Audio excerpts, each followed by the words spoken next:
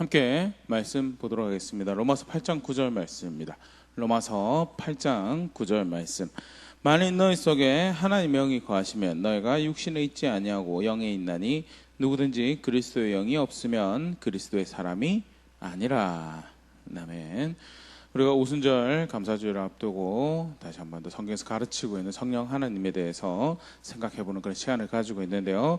오늘 본문 말씀에 보면 성경에서 성령 하나님을 어떻게 또 소개하고 있는가 할 때 두 가지 표현을 우리가 본문에서 볼 수 있습니다. 하나는 하나님의 영이다, 또 다른 하나는 그리스도의 영이다 라는 표현인데요. 오늘 이 부분에 대해서 함께 생각을 해보려고 합니다. 하나님의 영 또는 그리스도의 영이라고 하면 우리가 쉽게 생각할 수 있는 게 이제 소유의 이 관계를 설명하는 조사가 붙었죠. 뭐 누구누구의라는 표현이. 그래서 쉽게 생각할 수 있는 게 하나님의 소유된 영 또는 그리스도의 소유된 영. 사실 또 그게 의미하는 게 하나님이 상위기관이고 그의 종속된 영 또는 그리스도가 상이고 그리스도에서 종속된 영이라는 의미로 쉽게 생각할 수 있는데요. 근데 성경에서 의미하는 하나님의 영 또는 그리스도의 영은 그런 종속의 의미가 아니다라는 것 첫 번째 먼저 우리가 보일 수 있습니다. 신약 성경은 성령을 하나님이라고 이렇게 표현을 하고 있습니다. 사도행전 5장 3절 4절 말씀 보면 이제 예루살렘의 교회가 세워지게 되고 그 중에 이제 바나바라는 사람이 자신의 소유를 다 팔아서 함께 필요한 사람의 필요를 채우고 공유하게 되는 그 일로 인해서 그가 이름을 얻게 되죠.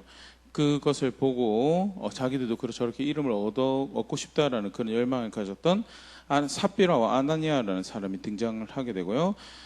우리 잘 아는 것처럼 근데 이들이 하나님의 감동으로 하나님 사람 섬기기 위해서 하는 것이 자신의 이름을 위해서 자신의 소유를 정리해서 드리는 거였기 때문에 그 과정에서 일부를 다 드리는 것보다 일부를 감추고 그렇게 하자라는 그런 생각이 들었고요.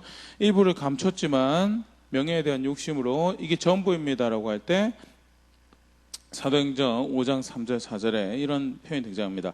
베드로가 이르되 아나니아여 어찌하여 사단이 너의 마음에 가득하여 네가 성령을 속이고 땅값 얼마를 감추었느냐. 땅이 그대로 있을 때는 너의 땅이 아니며 판 후에도 내 마음대로 할 수 없더냐. 어찌하여 이 일을 내 마음에 두었느냐. 사람에게 거짓말한 것이 아니요 하나님께로다. 라면서 베드로가 그 일에 대해서 이야기할 때 네가 성령을 속였다라고 3절에서 이야기하면서 다시 한 번 더 표현하면서 그거를 뭐라고 이야기하냐면 네가 하나님을 속였다라고 하면서 성령을 속인 그 일이 다름 아닌 하나님을 속이는 그런 범죄였음에 대해서 이렇게 표현이 되어지고 있고요.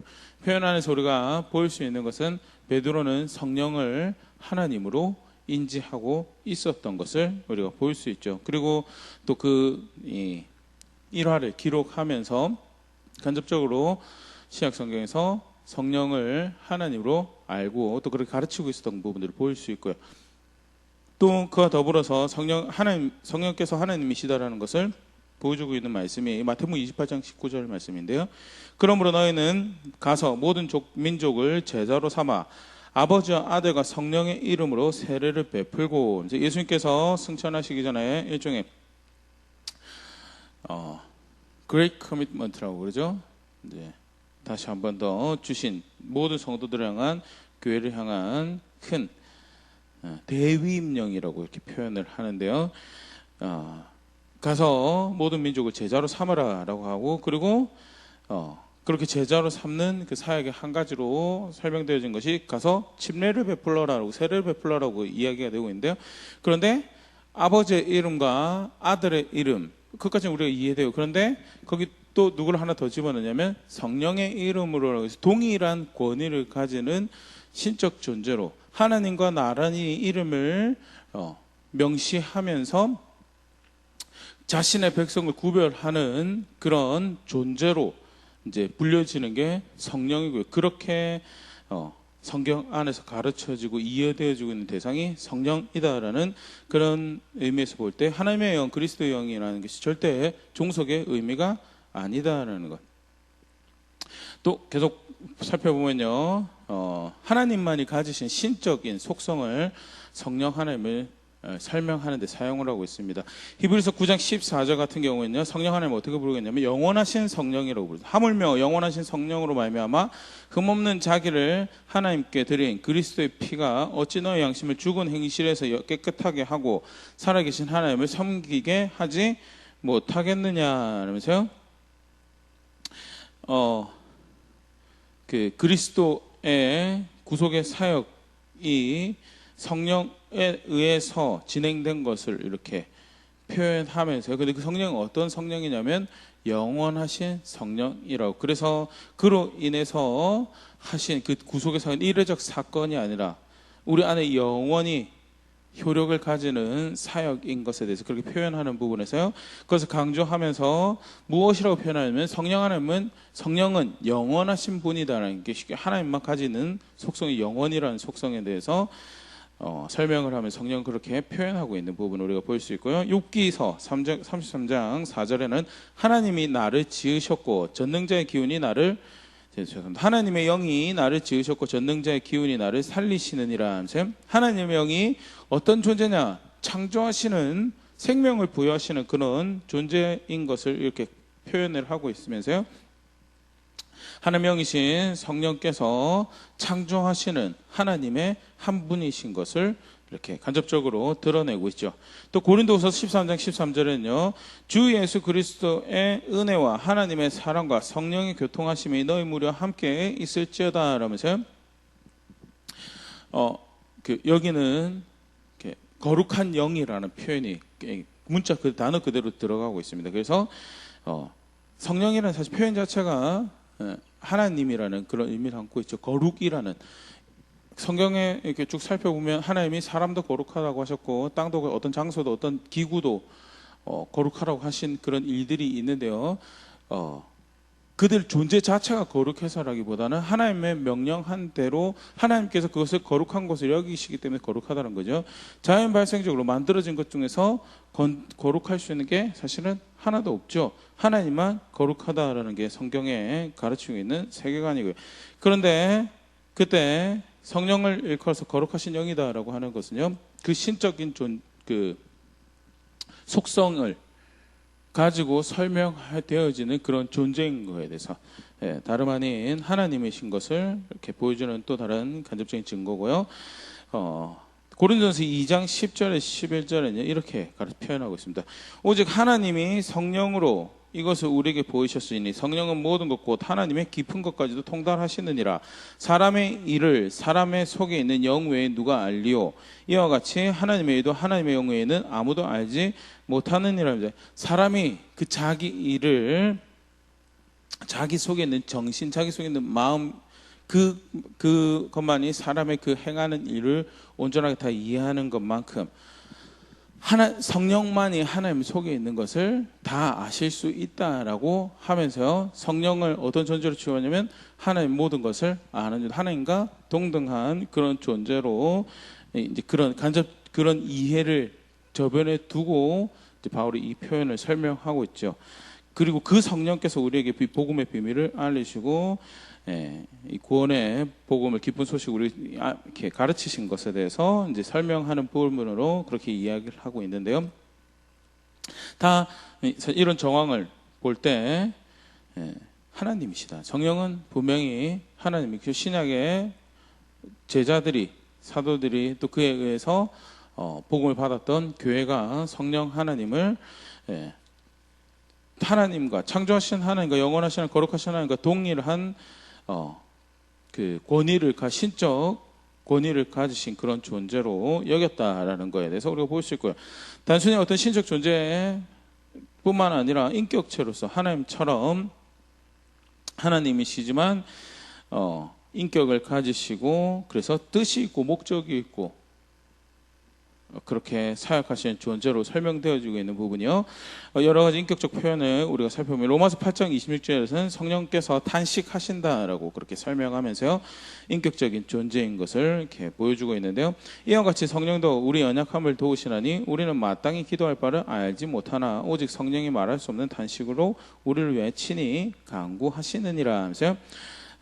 우리가 잘 모르더라도 내주하시는 함께 하시는 하나님의 영이 우리 향한 긍휼하심과 그 은혜로 더불어서 탄식으로 더불어서 우리를 위해서 친히 간구하신다면서 그 인격체의 여러 가지 표현들을 탄식이라는 한 단어로 설명을 하면서 더불어서 그런 인격을 가지신, 기준을 가지고 계신 인격을 가지신 존재로, 뜻을 가지신 존재로 이렇게 설명되어지고 있는 부분을 볼 수 있고요.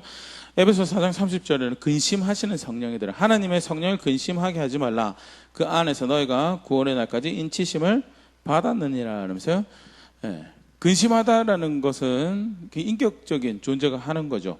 존재가 하는 거고요. 또 더불어서 근심하는 것은 어떤 기준이, 기대치가 있는 거죠. 분명히 목적하는 바가 있고 거기에 대해서 기대하는 바가 있고, 그게 그 기대가 충족되지 않았을 때 인격체가 보여주는 반응이 근심하는 그런 반응인데요.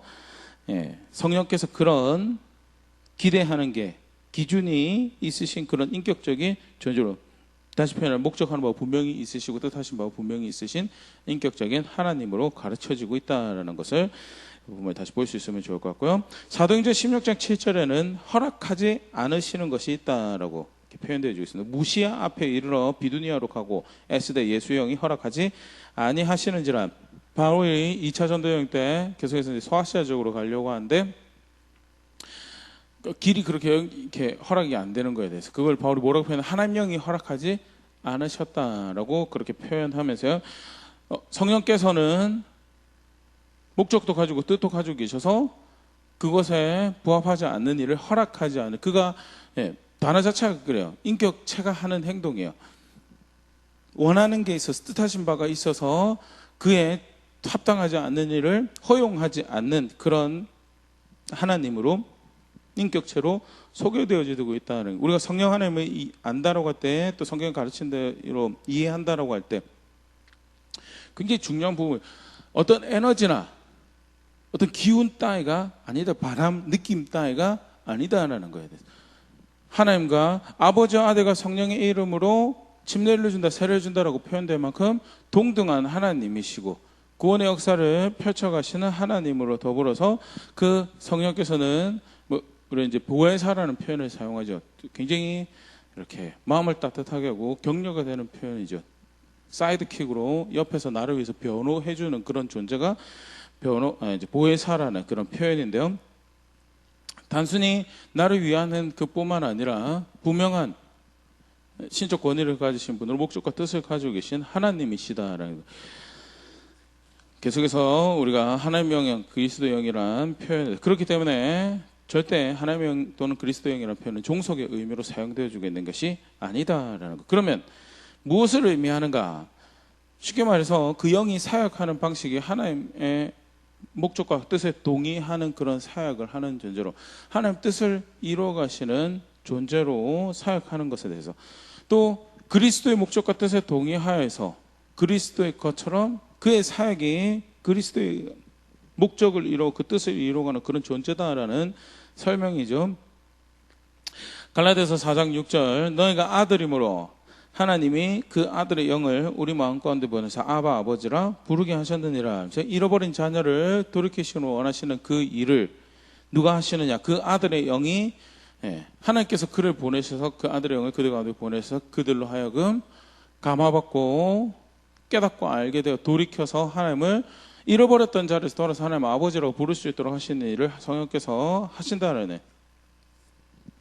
하나님 목적이, 하나님 뜻이 이루어지는 그 일을 하시는 하나님이시다. 로마서 8장 29절에도요. 하나님 미리 아신 자를 또한 그 아들의 형상을 본받게 하기 위해 미리 정하셨으니 이는 그로 많은 형제 중에서 아들이 되게 하려 하심이니라. 하나님께서 하나님 백성을 선택하시고 무엇을 위해 선택하셨냐? 아들을 본받게 하는 자들이 되게 하기 위해서, 아들의 형상을 본받게 하기 위해서 하나님께서 선택하셨다라고 하는데요. 그 일을 어떻게 이루어 가시는가요? 고린도서 3장 18절, 우리가 다 수건을 벗은 얼굴로 거울을 보는 것 같이 주의 영광을 보며 그와 같은 형상으로 변화해 영광에서 영광이 이르니 곧 주의 영으로 말미암음이니라. 하나님 영의 모든 믿는 성도 가운데 역사하셔서 어디로 인도해 가고 있는, 영광에서 영광으로 주를 닮아가는 자리에 있을 수 있도록, 그래서 하나님의 영이다는 거예요. 하나님이 뭘 원하셨는데, 모든 믿는 자들이, 모든 잃어버린 자리에서 되돌이켜진 하나님의 백성이 그 아들을 담는 자리에, 그 아들을 담는 자리에 있길 원하셨고, 우리 가운데 그렇게 함께 하시는 한 명이 어디로 인도해 가고 계시는가? 아들을 주를 담는 그와 같은 형상으로 변화되어지는 자리로 인도해 가고 계시는, 그게 하나님의 영이다라는 의미죠. 더불어서 그리스도의 영이다라고 할 때 그리스도의 영광을 알게 하는 그 일을 하고요. 또 그래서 예수님 믿게 하는 그 일을 하죠. 요한복음 16장 13절 14절 그러나 진리의 성령이 오시면 그가 너희를 모든 진리 가운데로 인도하시리니 그가 스스로 말하지 않고 오직 들은 것을 말하며 장래 일을 너에게 알리시는, 진리의 성령께서 오셔서 모든 진리 가운데로 인도하신대. 근데 굉장히 흥미로운 표현이 등장해. 스스로 말하지 않고 들은 것을 말하며 장래 일을 너에게 알리시려. 도대체 누구한테 들은 것을, 그 다음에 설명이 나오죠. 14절 그가 내 영광을 나타내는 내 것을 가지고 너에게 알리시겠습니다 하면서요.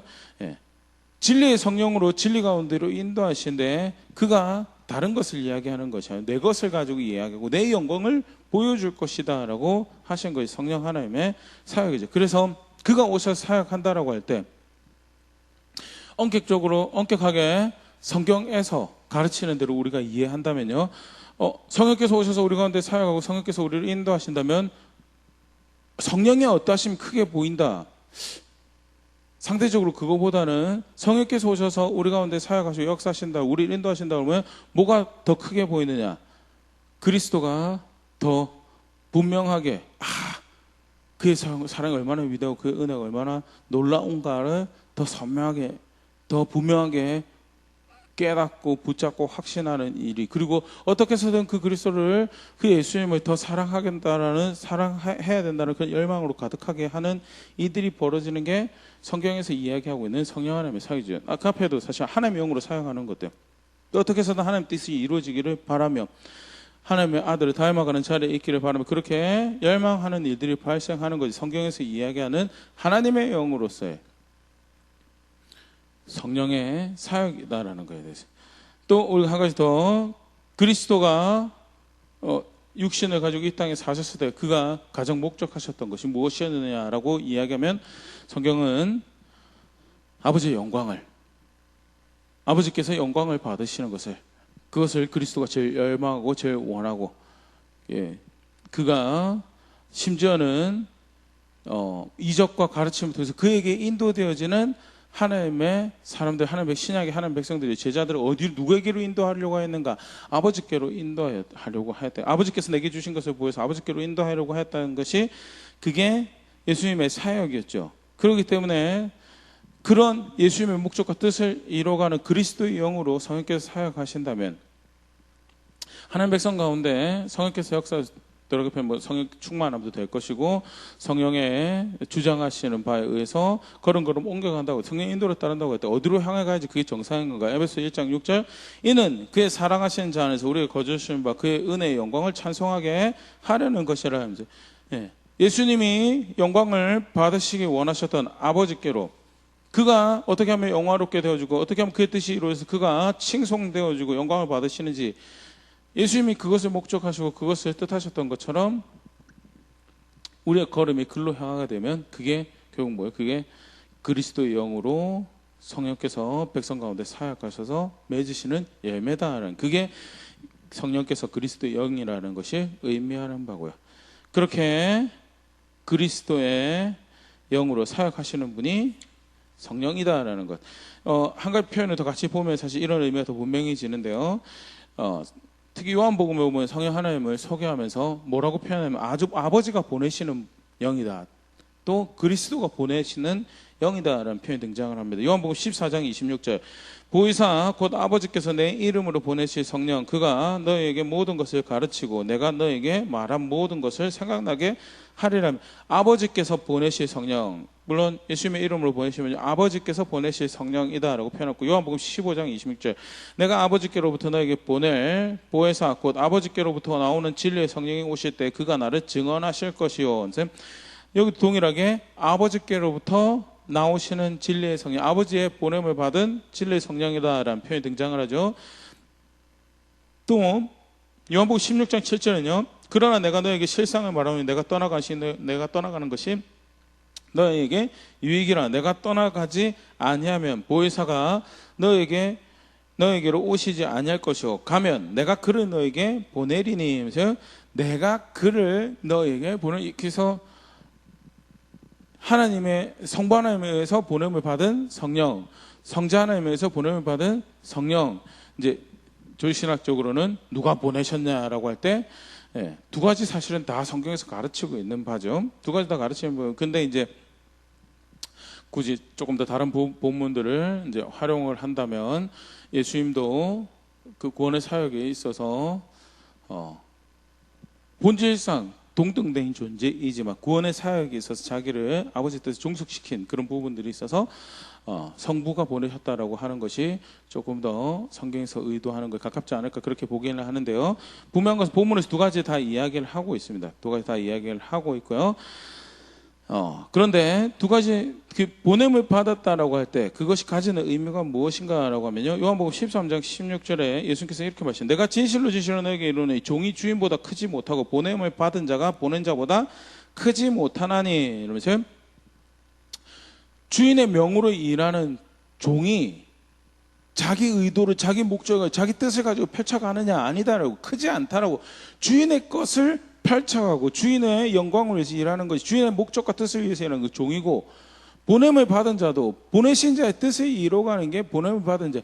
그렇다고 칠 때 하나님의 보냄을 받았다, 성부 하나님의 보냄을 받았다. 그러면 누구의 뜻을 이루어가는 존재다는, 하나님의 뜻을 이루어가는, 그리스도의 보냄을 받았다라고 하는 의미는요, 내가 그를 너에게 보내겠다라는 의미도 그냥 보내신 모양이다 그렇게도 생각할 수 있지만, 한 가지 더 생각할 수 있는 게 그리스도의 목적과 그리스도의 뜻을 이루기 위해서, 그 뜻을 성취하시기 위해서 오신 하나님이시다, 보혜사 성령님이시다라고 그렇게 우리가 보일 수 있고요. 그게 사실 우리가 오늘 살펴보는 하나님의 영, 그리스도 영이 의미하는 바로 절대 종속적이거나 하위 그 개념으로, 소유적 개념으로 보는 그런 의미가 아니라, 그 영이 하시는 일이 무엇인가, 그 영이 오셔서 누구의 뜻을 이루고 무슨 일을 행하신 그 사역의 방향성이 무엇인가, 오셔서 충만을 구하라고 하고, 우리가 어제 살펴봤죠. 신약 백성이 하나님 백성으로 살아가는데 꼭 필요하게, 그래서 제자들에게도 이야기하실 때 예루살렘에서 기다리고 가지 말라라고, 십자가 부활로 부족해서가 아니라 우리에게 그런 도움이 필요하실 것을 아시고 성령을 보내주시고, 그렇게 해서 새 언약의 백성으로 우리가 살아가는데 굉장히 중요한 존재가 성령에 의한, 성령으로 살아가는 거죠. 그런데 그 성령 하나님은 어디로 우리를 인도해 가신가? 하나님 뜻을 이루어간, 예수님의 뜻을 이루어간 자리로 우리를 인도해 가신다. 그게 사실은 이제 굉장히 중요한, 성령을 이해하는, 무엇보다도 그가, 우리가 앞에 살펴봤지만 하나님이시고, 그냥 하나님이실 뿐만 아니라 목적과 뜻의 분명한 인격적 존재로, 그 주장하는 바가 분명한 존재로, 그래서 허락하시는 게 있는가, 허락하지 않는 게 있는 분명한 존재로 사역하시는 인격적인 하나님이시라면, 하나님용으로 오셨고 그리스도용으로 오셨으면 그가 펼쳐가시는 일이, 우리가 그의 인도를 따른다고 할 때 무엇을 기대하고 그의 인도를 따른다고, 그가 어디로 인도하실 것을 기대하고 우리가 그 인도를 따른다고 했냐면 하나님 뜻을 이루어가는 자리, 그리스도의 뜻을 이루어가는 자리로 우리를 인도하실 것을 기대하고 해야, 그게 성경에서 가르치는 성령 하나님의 사역이죠. 이게 왜 중요하냐면요, 우리가 영분별이 필요한 시대에 살아가고 있기 때문에. 요한일서 4장 1절, 사랑하는 자들아 영을 다 믿지 말고 오직 영들이 하나님께 속하였나 분별하라. 많은 거짓 선지자가 세상에 나왔습니다. 이미 사도 요한이 이 편지를 쓸 때 이미 거짓 선지자들이 많이 나와 있었고, 지금 더 많겠죠. 우리가 영을 분별하는 거지. 나름 우리가 믿는 바, 우리가 느끼는 바, 영적인 것들이 다양하게 존재합니다. 그런데 그게 다 성령이냐, 성령에 의한 일이고 성령 하나님께서 사역하시는 거냐? 아니죠. 분별하라고 이야기하셨고요. 그 분별할 때 굉장히 큰 축이, 우리가 이해할 가장 큰 축이 뭐냐면 하나님의 영이다라는, 또 그리스도의 영이다라는, 어떻게 해서든 그가 하시는 일이 하나님 뜻을 이루어가는 거라면, 그래서 하나님 백성이 더 거룩하여지는 일을 하고, 하나님 백성이 하나님 더 사랑하도록 하는 일을 하고, 하나님 백성이 하나님께서 맡겨주신 사명을, 그의 영광을 드러내는, 그가 찬사를 받으시고 영광을 받으신 그런 선택들을 해가도록 하는 일을 하면 그게 하나님의 영이 하시는 일이죠. 요한일서 4장 6절을 그래서 이렇게 표현하고 있는데, 우리는 하나님께 속하였으니 하나님을 아는 자가 우리의 말을 듣고 하나님께 속하지 않은 자는 우리의 말을 듣지 아니하나니 진리의 영과 미혹의 영을 이로써 아느니라 하면서, 하나님의 영에 어찌됐든 하나님의 영에 따라가고 있는 사람은 하나님의 말씀을 사랑하고 하나님의 말씀을 전하는 사도 선지자의 말에, 사도 선지자의 가르침에 귀를 기울이게 된다는, 그게 그래서 사도 요한이 자신 있게 이야기를 하죠.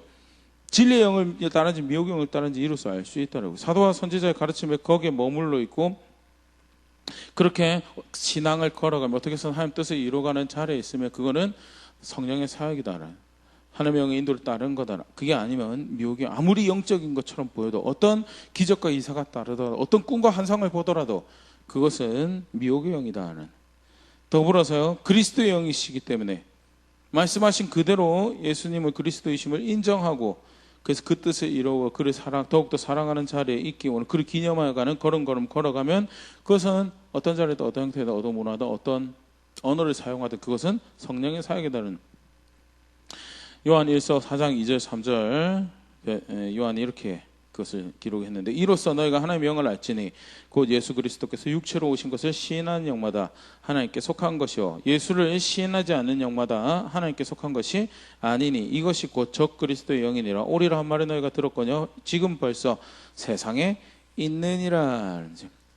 그리스도의 영이시기 때문에 실제로 그 하나님의 영을 따르고 그 하나님의 인도하심을 받아 살아간다면 어떤 결과는, 말씀하신 그대로, 약속하신 그대로 오신 예수님을 믿고 그를 그렇게 사랑하고 그를 그렇게 존중하고 그를 그렇게 따라, 그의 본을 따라 걷고, 그것이 설령 자신을 아프게 하는 결정이더라도 그것이 옳고 그것이 사모해야 될 거에게 자신의 삶을 그리로 조정해가며 그렇게 육신으로 오신, 말씀대로 오신 예수 그리스도를 존중하고 사랑하는 자리에 있으면 그것은 하나님의 영의 인도하심에 따른 거고요.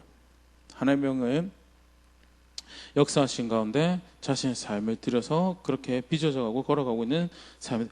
아무리 번지르르한 외적으로부터 화려하고 영적이고 아름답게 보이는 그 어떠한 현상들이 벌어지고 뭔가 정말 영적인 것 같아, 정말 하나님께로부터 온 것 같아. 근데 그 결과적으로 걸어가는 길이 육신을 오신 예수님의 본을 따르고 그를 그대로 그렇게 인정하고 존중하고 사랑하고 사모 그를 닮아가는 자리에 있지 않는다면, 그러면 적그리스도의 영이다, 미혹의 영이다라는 거에 대해서. 그렇기 때문에 작은, 어떻게 보면 굉장히 사소한 작은 표현인 것 같지만요, 하나님의 영을, 성령 하나님의 영으로 그리스도의 영으로 아는 것은요, 신약에서 굉장히 중요한 성령 하나님에 대한 이해고, 그를 그렇게 인격체이시며 목적과 뜻을 가지신 하나님으로서 이렇게 아는 중요한 이해죠. 그렇기 때문에 사실은 이제 하나님이시다라는 의미에서 우리가 좀 더 생각하면, 하나님이시다라는 의미에서 우리가 성령 하나님께 기도할 수 있어요. 그 기도의 대상이 될 수 있죠. 그 하나님이시기 때문에. 그런데 더불어서 그가 인격적이라면 과연 우리가 그에게 기도하는 것을 그가 바람직하게 여기실까라는 부분에서, 아니요, 그는 하나님의 영으로 그리스도 영으로 사역하고 있기 때문에 틀렸다고 생각지 않습니다. 성령 하나님께 기도할 수 있습니다. 하나님이시기 때문에. 그런데 무엇이 정말 그의 목적과 그의 존재적 그 특성과 그의 성품을 존중하고 그 인격을 존중하는 그런 기도일까라고 할 때 사실 고민을 좀 하게 되죠. 성령 하나님이 기도의 대상이 절대 삼위일체론적인 의미에서 봤을 때 기도의 대상이 되지 않는다라고 그렇게 말하면 오히려 그게 틀린 거죠. 그러나 그 인격적인 부분을 고려를 하고 실제로 정말 그를 존중한다면 그 부분을 한번 조금 생각해 볼 필요가 있는 부분이죠. 예를 들어서 예수님 같은 경우도 예수님도 기도의 대상이 되죠. 예배의 대상이 됩니다. 하나님이시라서요. 그런데 그럼에도 불구하고 예수님이 기도를 가르치시는데 누구에게 기도해라고 가르치셨냐면 하늘에 계신 너희 아버지께 기도하라라고. 기도의 대상이, 청원 대상이, 왜냐하면 예수님의 이름으로 우리가 기도를 하지만 결국 높임 받으셔야 할 대상은 예수님 입장에서 예수님이 하나님이시기 하지만 그가 어떤 하나님이셨냐, 아버지 뜻 앞에 철저하게 자신을 낮추시고 그것을 정말 사랑하고 그것을 존중하고 그것을 열정적으로 추구해 가셨던 그의 인격을 고려한다면, 또 그에게 가르침 받은 기도를 생각한다면 삼위일체론적으로 기도의 대상이 될 수 있지만 성자를 존중하는 의미에서는 그 뜻을 따른다면 성부를 기도의 대상으로 여겨야 되는 것이 아닌가라는 많고 신학적인 고민인데요. 이게 별거 아닌 것 같지만 우리가 실제 이제 신약 백성으로 일상을 걸어고 살아간다고 할 때 성령 인도하심을 따른다라고 할 때 성령 충만함을 받으라고 성령을 근심케 하지 말고 성령을 소멸하지 말고 이런 계명들을 볼 때 성령이 주체가 되어야 됩니다라고 그렇게 생각할 수 있지만 오늘 우리가 살펴본 표현도 하나님의 영이라고 스스로를 그렇게 표현하시고 그렇게 하나님의 사람의 마음을 감동하셔서 글을 쓰게 하시고 하나님 말씀을 주셨거든요. 그렇다면 굉장히 그의 겸손하신 인격을 고려하고 존중한다면 성령의 인도를 따른다고 할 때 정말 우리가 그의 목적과 그의 뜻을 존중한다면 그런 인격체로 존중한다면 우리가 어느 방향을 그가 어디로 우리를 인도해 가실 것을 기대하고 실제로 그를 존중한 것이 어느 식으로 어떻게 고백되어야 되는 그런 부분들도 오늘 말씀 가지고 함께 생각해 보시는 부분을 생각되어지는데요. 그렇게 같이 이렇게 살펴볼 수 있으면 정리할 수 있으면 좋을 것 같고요. 사실 굉장히 감사한 부분이죠. 절대 스스로 하나님의 사람으로 살아가기에 충분하지 지식도 충분하지 않지만 의지도 충분하지 않고 사랑이나 열정도 충분하지 않지만 하나님의 영으로 우리에게 오셔서 하나님 뜻을 걸은 거는 우리가 이뤄갈 수 있도록 그 인도자가 되시고 보호자가 되시고 도움이 되시는 보혜사가 되시는 하나님이시다라는 것. 그리스도의 사람으로 살아가기에 충분하지 않지만 그리스도의 영으로 오셔서 그리스도의 목적을 그리스도의 영광을 우리에게 밝히 알리시고 그리스도의 목적, 그리스도의 뜻을 우리 걸음걸음이 우리 선택 하나하나 이뤄갈 수 있도록 간섭하시고 마음에 조장하시고 찔림도 주시기도 하시지만 때때로는 열정과 사랑을 보여하시는 그런 일을 하셔서 우리가 그리스도의 사람으로 그리스도를 더 닮아가는 그 일을 하시는 분으로 계신 분이 성령 하나님이시는 참 감사한 일이고요. 더불어서 말씀에 이때여서 우리가 그의 인도하심을 기대한다면 실제로 걸음걸음을 어디로 옮겨야 될까 그 방향을 다시 한번 더 분명히 할 수 있는 시간 될 수 있으면 좋을 것 같고요. 다시 성령 하나님에 대해 생각하는 이 시간이 그렇게 그를 따르고자 하는 열정으로 열망으로 가득하며 걸음걸음 실제로 그렇게 따른 자리에 서 있을 수 있는 제가 우리가 될 수 있으면 좋을 것 같습니다.